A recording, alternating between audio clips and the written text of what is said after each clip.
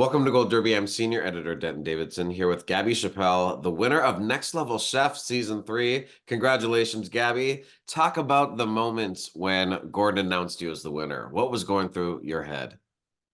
Honestly, first of all, thank you. It was this I feel like I could describe it probably as the most out of body experience that I've ever had. It really felt like the whole thing was just a dream. It didn't it because I'm also one of those people who really love to, think moments through. And so of course I played the scenario over in my head. I don't know how many times of him announcing my name.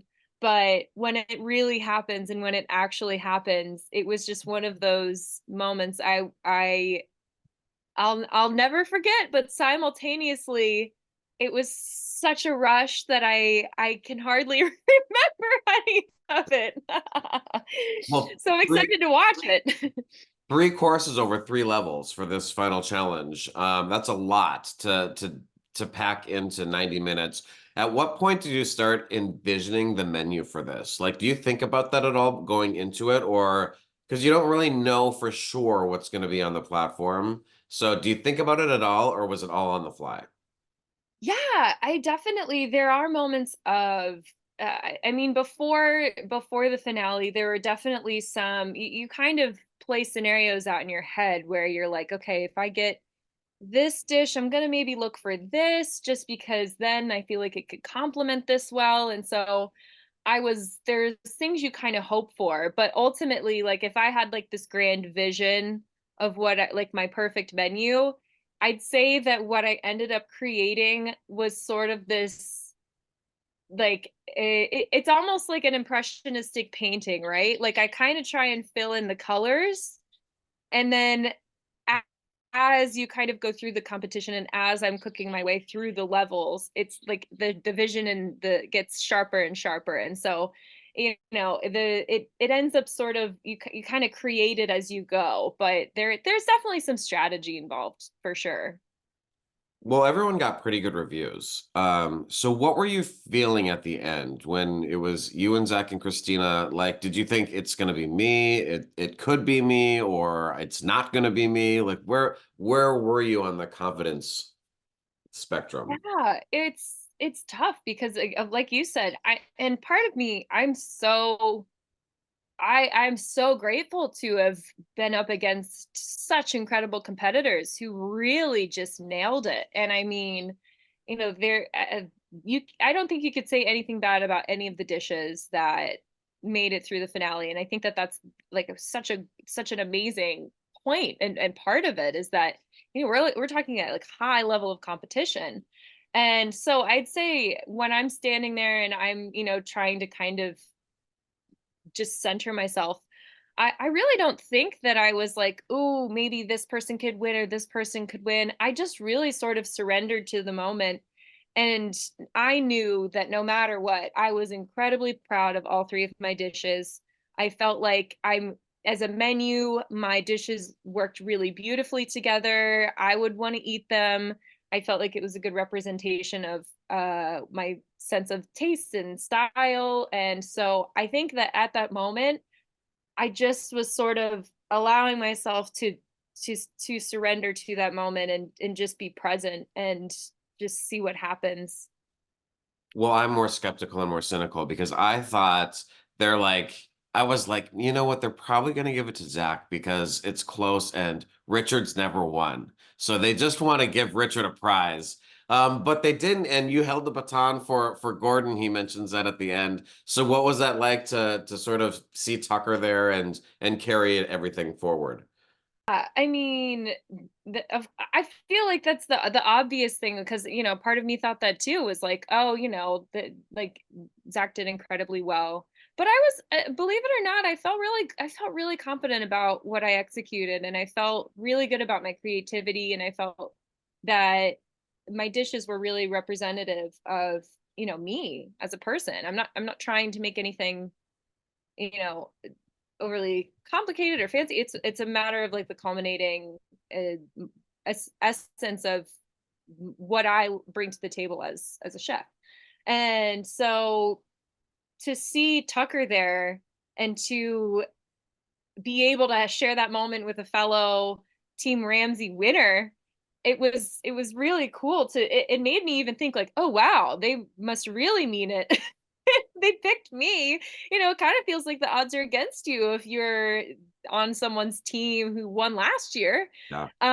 But yeah, to be able to carry that for Chef Ramsay, and not to mention, I didn't it was all such a blur, but to know that he felt like an emotional response to me winning too was just like to hear him say to me, and I don't know if this ended up ever making making the final cut, but he told me I was born to cook. Like, what more ultimate compliment could you get from Gordon Ramsay?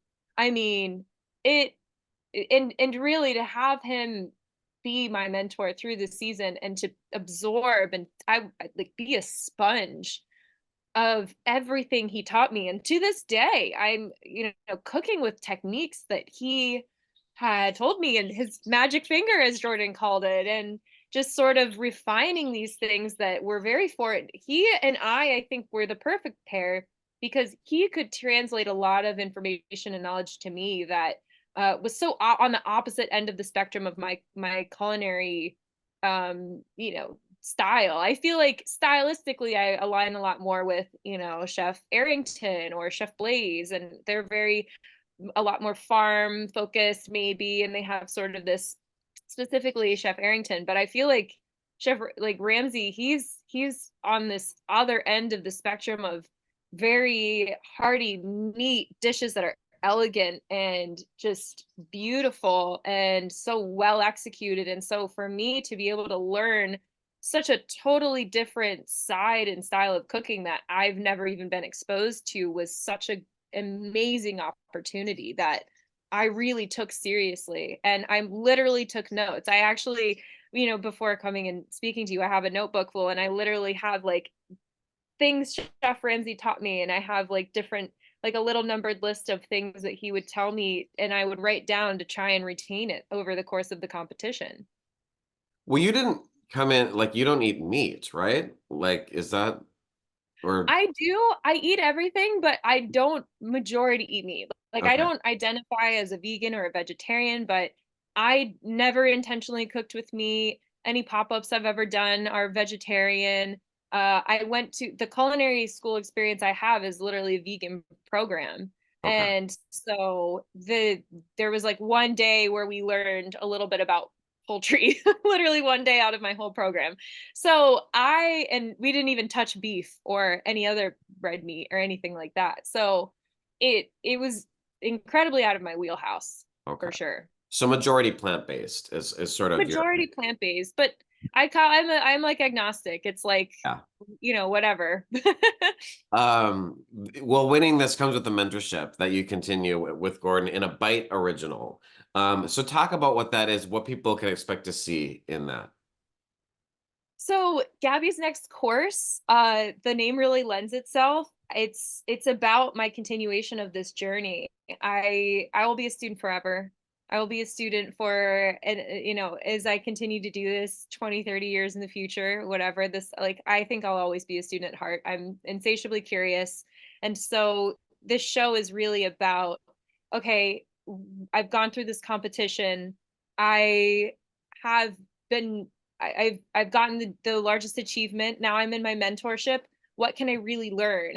What can I take from what I did and build on that? How do I really excel and polish these skills? And how do I tie in the things I'm really passionate about, which is um, basically learning and learning about other cultures, other cooking techniques, and just this more global array of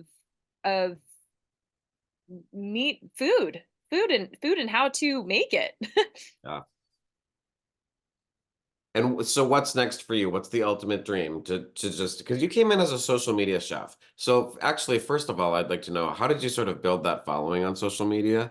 And then second of all, like where do you want to take this? Do you want to continue to expand on visual media? So it's funny because my personal brand wasn't huge, right? but I was really well known for my role on in Epicurious, the Epicurious videos. I was a featured chef or, you know, participant for years, for 6 years. And so I was really recognizable in that respect. And so for me, recently, it's become building my own personal brand in a way that's allowing me to connect with an audience that is curious about these things, that's curious about the things that I want to impart. And so the ultimate goal for me is to continue to build this audience of people who want to learn more about uh, farm to table cooking, plant forward cooking, and different styles, and sort of this more, I'd say, like this a style of cooking that is more casual but delicious. I don't want people to be intimidated. I always kind of like to follow the Julia Child model. She really made food incredibly accessible, and she made people excited about cooking, and she made it very approachable. And being approachable to me is the most important thing I can do to get other people interested in cooking, and to get them excited about making some of the things that I'm excited about. So I think that's the ultimate goal, is to kind of carry this and carry this momentum into building this into hopefully some cookbooks, and we'll see further into the future. But really for now, my goal is to really just take this mentorship by the horns and take it for all it's worth. And for fans who haven't followed you yet, how can like where can they find you? I'm most active on Instagram. I'd say that that's where they're going to see the latest and the greatest. What's the I'm handle there? Like what's your at at Gab Chappel. okay. So, yep, at Gab Chappel, you can find me.